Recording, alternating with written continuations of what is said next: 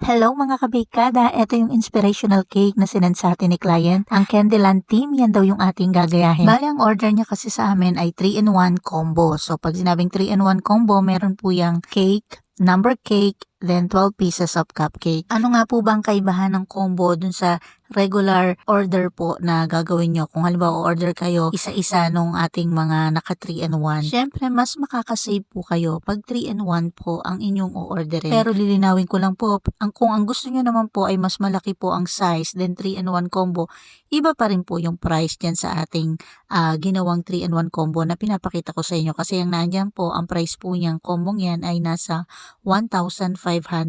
So nakasave po kayo dyan ng 200 pesos. Kasi kung kukwentahin yan at in-order nyo po ng isa-isa, magkakahalaga po ng nasa 1,700 po. Yan pong cake, number cake, and 12 pieces of cupcake. So since nga po nakakombo po siya, pumatak lang po siya ng 1,500. Kung paano po ang computation ko po doon, kung bakit na-less ko siya ng 200 pesos, huwag nyo na pong pasakitin ng ulo nyo, ako na lang. So tuloy na lang tayo dito sa ating ginagawang cake. O ayan, nalagyan ko na ng icing ang ating cake, number cake, and 12 pieces of cupcake.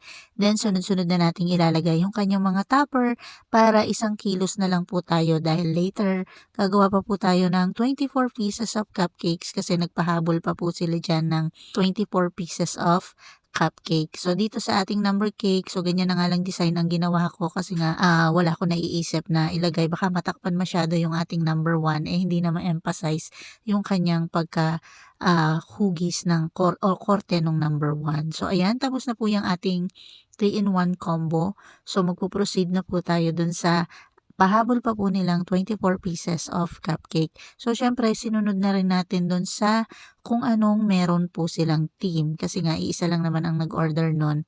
Pahabol nga lang. So, eto na yon. Yung natira lang nating icing ang ginamit natin sa kanila. So, kaya halos pumarehas din yung kulay dun sa ating combo 3-in-1. Then, nilagyan natin ng different kinds of topper po ng Candyland. So, maraming salamat po sa pagtitiwala sa Ma'am She's Touch.